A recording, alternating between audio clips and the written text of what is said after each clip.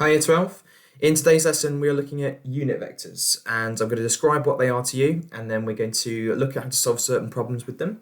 And then at the end of the video, I'm going to show you how to solve some different geometric problems using vectors. So to start with, I've got the definition of a unit vector already written down. So a unit vector has length 1. Okay, and I've drawn a picture of one as well. Any vector in any direction, so long as it has length 1, makes it a unit vector. And we've already come across certain special unit vectors that you've already come across. So let's make a note of them.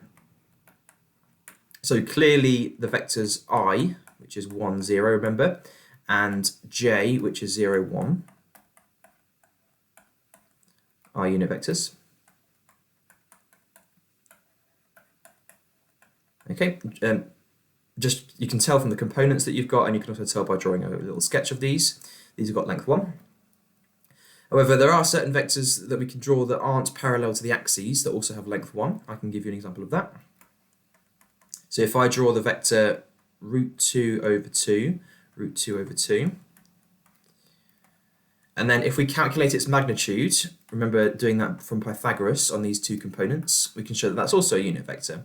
So the magnitude of v is the square root of root 2 over 2 squared plus another root 2 over 2 squared. Okay, if we work these out then, squaring out these brackets gives us the square root of 2 on the top, 4 on the bottom, and then another 2 on the top and 4 on the bottom. And then 2 quarters and 2 quarters is 1, that's 4 quarters, and the square root of 1 is 1. So indeed, this is a unit vector. Okay, and if you were to draw that, it would be a vector that looks a lot like this one. It's going to go up towards the northeast direction, root 2 over 2 that way, and root 2 over 2 that way. Okay, so there's various examples of unit vectors that you can find. Now also, if I give you a vector that's longer than a unit vector or shorter than a unit vector, then you can also do some stretching and scaling in order to turn it into a unit vector. And this is a process that we call normalizing a vector. So any vector can be stretched or squashed so it becomes a unit vector.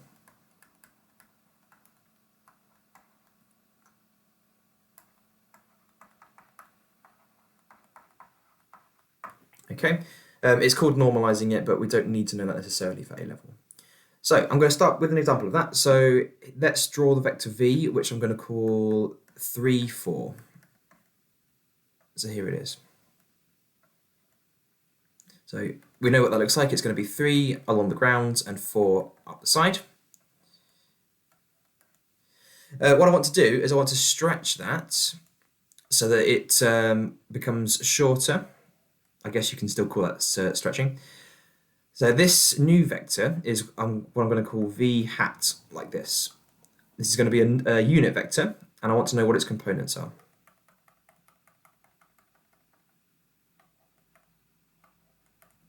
Okay, and then length of this is 1.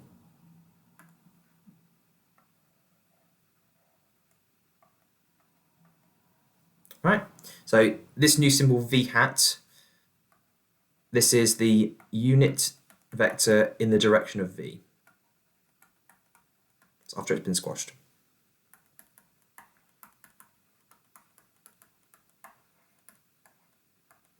Okay, so how might we work this out then? Well, the original vector 3, 4 has a certain magnitude that then gets scaled downwards into becoming 1. So I think it would make sense to work out what the length of the original vector v is.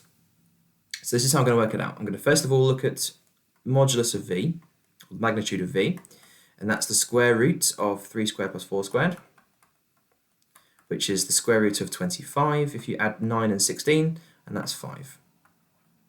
Okay, so the length of the original vector is 5. Okay, if I then want to stretch that or squash it down to length 1, then that's just the same as dividing this vector by the scalar 5. And that's exactly how you get the unit vector here, v hat. Okay, so v hat, the vector I want, is 1/5 of the vector of v. Okay, that's the scale factor. So if I divide my vector v by 5, then that's 1/5 of the vector 3/4, and then distributing inside the brackets gives you 3/5, 4/5. Okay, and we're done, and that's the vector v hat. So we can put those components on the side there. Oops, didn't want the compass. Let's get rid of that.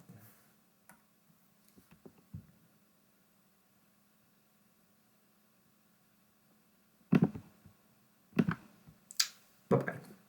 Okay, I'm just going to put these on the side here. So we've got 3/5 is this number here, and 4/5 is this number here.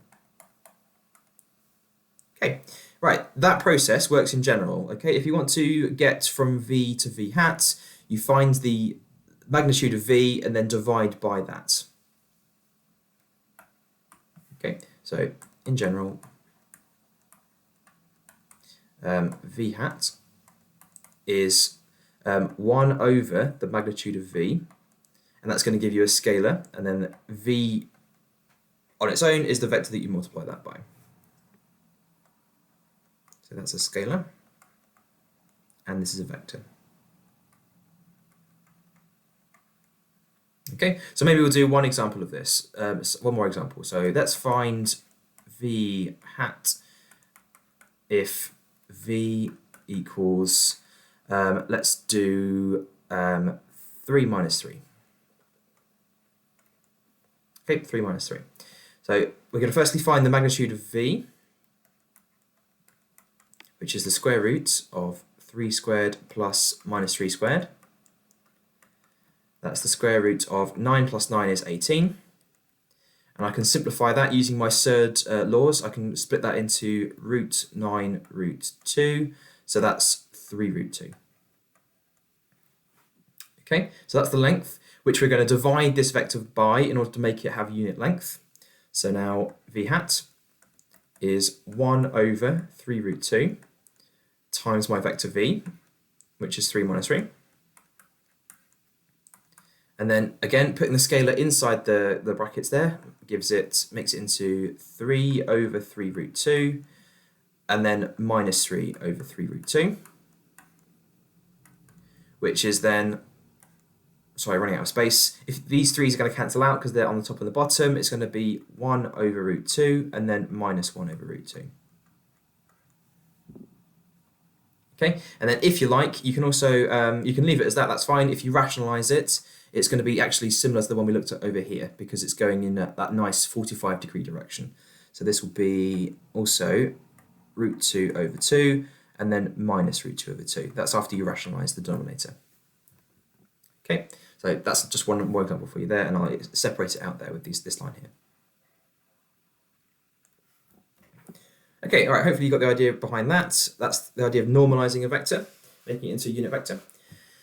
Okay, there's two more things I want to show you for today. Firstly, we looked at measuring the bearing of a vector yesterday, which I'm going to recap with a couple of sentences.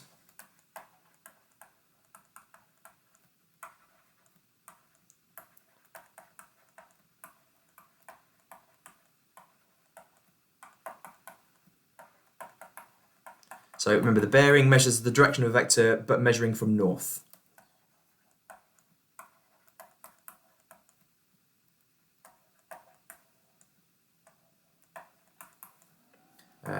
Clockwise from north.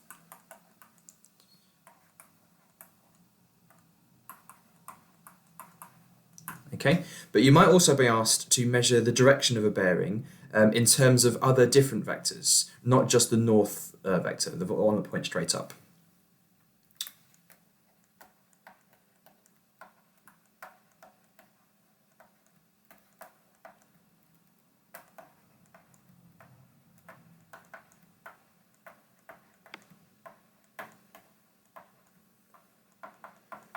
Okay, so I'm going to go on to kind of describe how it might ask you for this. So it will say, find not just the bearing, but the angle made with any of the axes. Okay, so let's draw a picture of what I mean. So here's the two axes that we've got.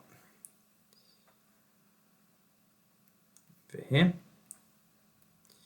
Okay, so what I'm going to do is I'm going to draw a vector like this.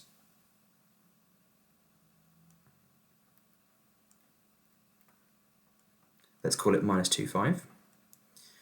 And I want the angle made between this vector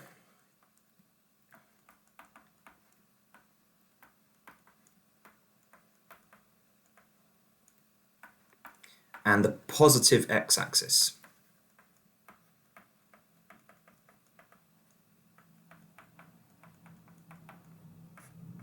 Okay, bear in mind the x-axis is this one, that's the y-axis.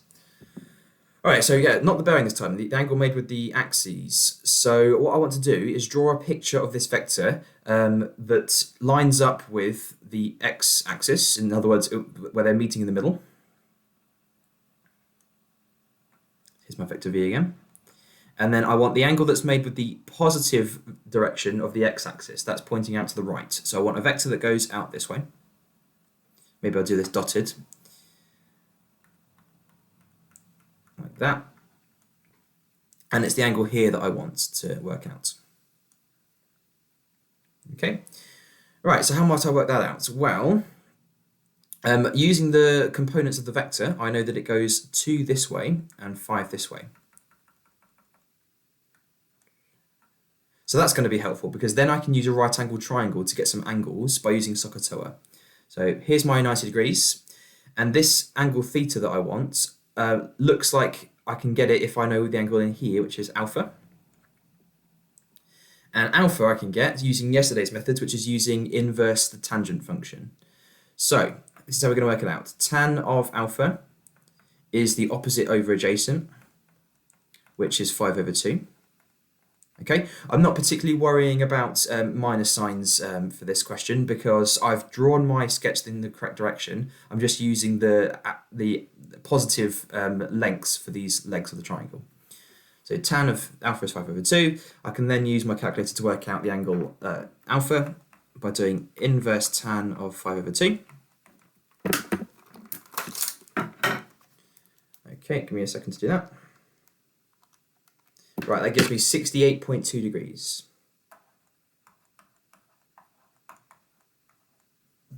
Okay, right, that's the angle in there. The one I want, though, is the angle made with the positive x direction, so I want to get the rest of this straight line here. So that's 180 minus 68.2. And that gives me 111.8. But I've rounded it, so this is to 1 decimal place. Okay, so just be careful about what angle it wants this in between. Another way of asking you the same question is by asking you to find the angle made with the vector I.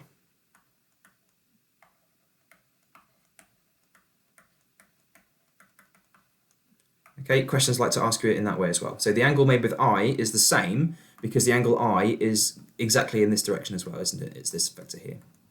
Okay, so that's the same question. Right, let's stick with the same vector. Let's do the same thing, but let's do it for the angle made in the y direction.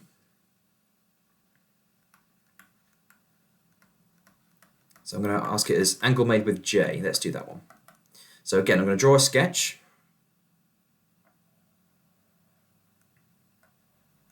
Here's my vector. Now the vector j I want to draw as coming out from the same tail as the vector that I've got here. So here's my vector v, and the vector j goes this way. Okay, so really what I want is I want the vector the angle that goes in between the two here, this angle here. Right, and then we can use the same procedure as before, except my triangle may be upside down if you need it to be. So I've got. In fact, what I'm going to do is I'm just going to make j shorter because it's not going to be that much to scale otherwise. Let me just draw this picture again. So, vector v this way. Angle I is angle j is quite short, so I'm going to draw it this way. Okay, but I'm going to extend it so that the picture kind of makes a bit more sense. There we go. Right, this is vector v. Let's put on the components of this triangle here because I know what the vector v is. It goes 2 this way and it's 5 up, so I can label that on those triangles. The angle that I need is still in here. Okay, and this time it's simpler to get it because all I need to do is inverse tan on this. But this time it's 2 over 5.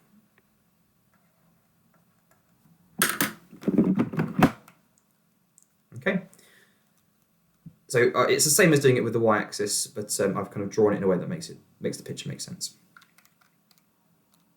And the answer to that is 21.8 degrees.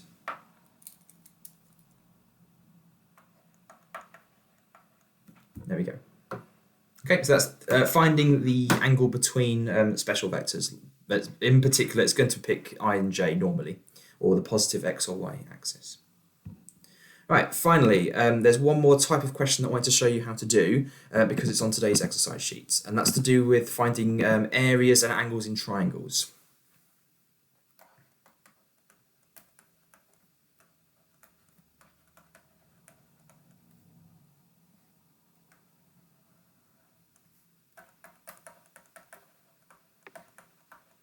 Okay, so what I'm going to do is I'm going to draw 3 vectors which form the sides of a triangle. Okay, I'm going to start off with one like this. I'm going to make this one 5, 3. And then I'm going to make this one down here 6, minus 8. Okay, and then I'm going to also draw this vector along here that joins them all together to make the triangle. Okay, and I'm going to respect the direction as well. I'm going to make the direction go this way. Okay, I'm also going to label up the corners as well. I'm going to label the vertices. So I'm going to make this A, B, C. Right, so given this setup, that's enough information to get quite a lot of information about the rest of the triangle. So I want to find 2 things out about this triangle. Fine. Okay, so firstly, the vector AC. Secondly, the angle ABC. And then thirdly, the area of the triangle. Okay, and we usually draw a triangle to represent the triangle ABC. Right, so this is good. This is doing it in an order that allows us to work these things out. So AC, you'll notice, is the sum of the vectors AB and BC. So let's do that first. That's nice and easy. So I'm going to write AC is AB plus BC. And I know what they are as columns. I can write them out. That's going to be 5, 3 plus 6 minus 8. And that's going to be 11. And then 3 minus 8 is minus 5. Okay, there we go. So that's the first bit done. I'm going to put that on the picture. Okay. Also, double check that because I've drawn these reasonably to sketch and to scale, this direction agrees with what the components I've got here. 11 is positive, 5 is negative. So it makes sense. Okay, now I want the angle ABC. So for part B, I want this angle up here. Okay, remember the angle is the one that goes in the middle between the 3 letters. Right, now I can do this if I know the length of these sides. Okay, I've expressed them as vectors, but knowing them as lengths allows me to use some geometry and some trigonometry to work out some angles. So what I think we should do is work out the lengths of these 3 vectors and put them on as well. So for part B, firstly we'll do the magnitude of AB. That's the square root of 5 squared and 3 squared. That's the square root of 25 and 9, which is 34. Okay, so that's the first length, root 34. Okay, magnitude of BC is the square root of 6 squared and minus 8 squared. And that's 36 and 64, that makes 100, which can then simplify to 10. Okay. If you get any other surd, just see if you can pull some square number factors out to make it a bit simpler, but I don't think you can do that for 34. And then finally AC, the length of that is the square root of 11 squared and minus 5 squared. and that's going to be 121 and 25. That's 146. So the square root of 146. Okay, which does not simplify. So I can put these on the picture. This has got length 10. This has got length root 146. Right, now I've got lengths. I can now use a certain trigonometry rule to figure out the angle theta up here. And if you remember back from GCSE, if you know 3 sides, then an angle can be found by using the cosine rule.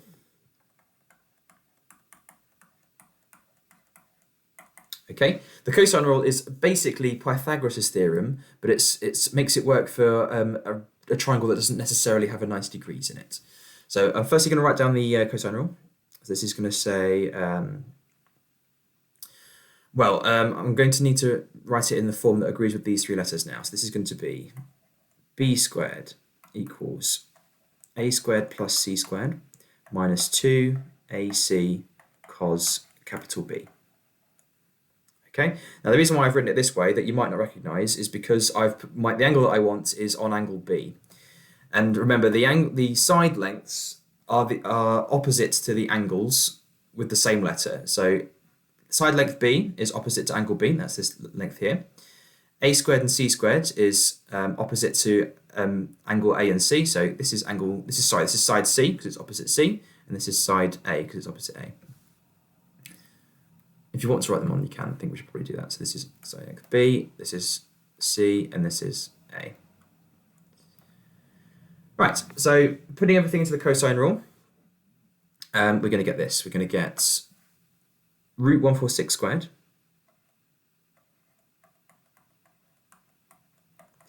is 10 squared and root 34 squared minus 2 times 10 times root 34 times cos of B, an angle B we're calling theta. Okay, so if you remember doing cosine rule, the right-hand side of this formula has got to be the SAS part of a triangle.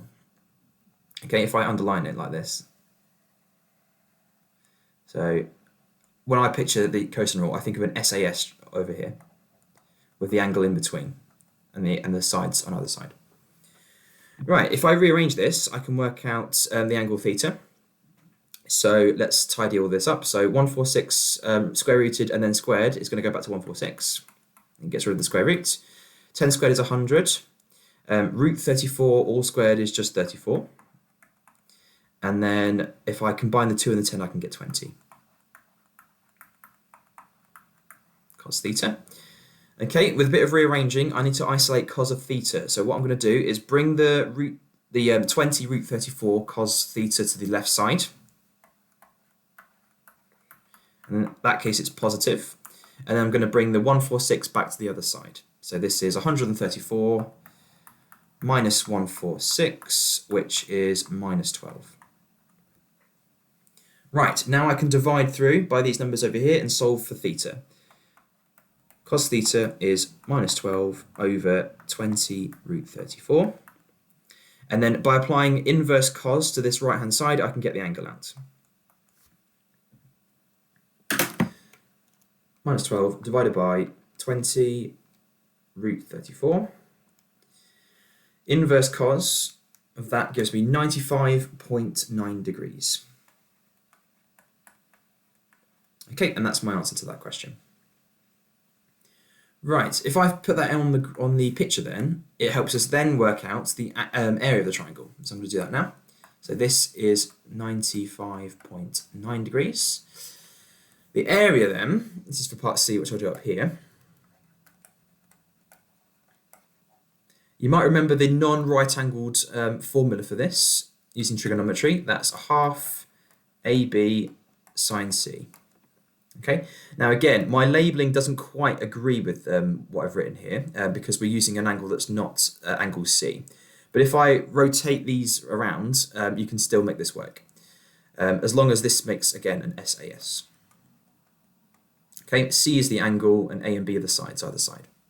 So subbing what I've got into this, the SAS I've got involves these 3 objects here, the root 34 the angle, excuse me, and the 10. So I'm going to put that in. So that's 1/2 times root 34 times 10 times sine of 95.9. Okay, and it's just a matter of typing it in.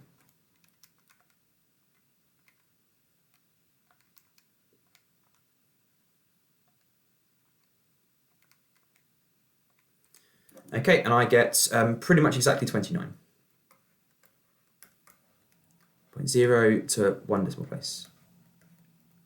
Okay, right, so to recap, we've done some adding of vectors to get this final vector over here. I've then worked out some magnitudes to get these blue numbers. And then I've used the cosine rule to work out this missing angle.